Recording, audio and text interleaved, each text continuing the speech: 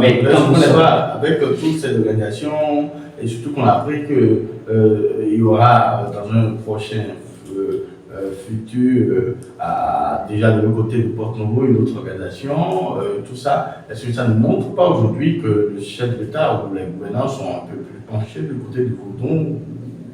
oui, et pour cause, pour cause. Voyez-vous, quand on parle de pèlerinage, d'accord?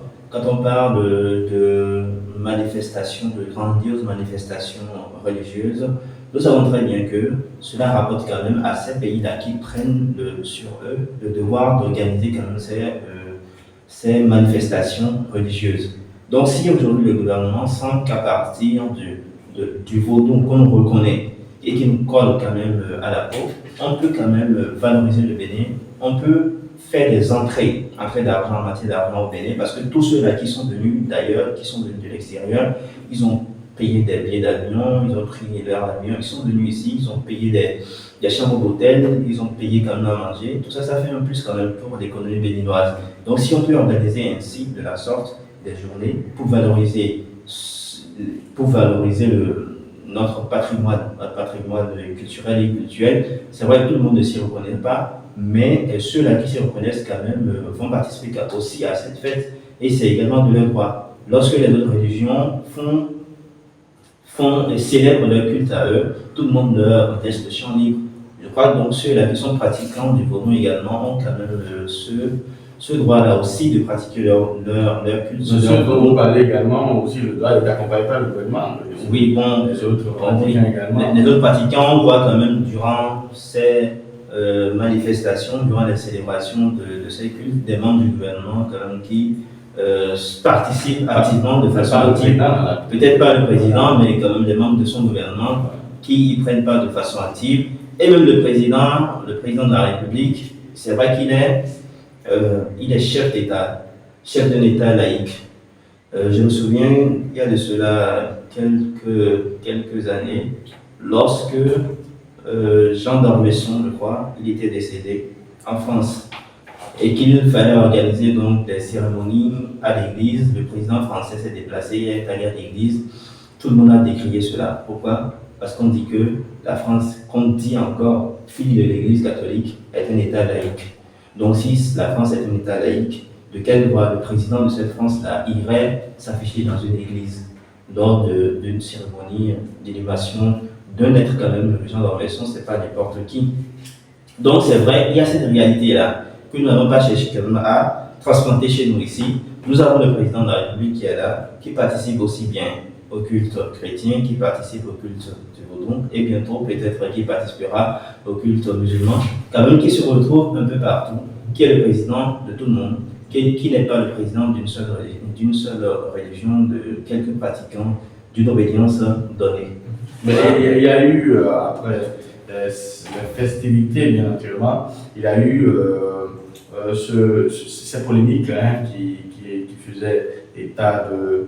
Qui ne sont pas passés par quatre chemins pour dénoncer cette déambulation des brésiliennes qui vraiment qui laissait à désirer. Oui, vraiment On se demande si on est vraiment présent dans nos cultures, dans nos valeurs culturelles, parce que nous on a des valeurs, on a des valeurs que nous défendons. On a également, malheureusement chez nous, heureusement pour nous et malheureusement pour les autres, on s'en fout. Mais nous, chez nous, on a quand même ces valeurs-là qui sont des valeurs qui nous collent, hein, qui nous caractérisent également.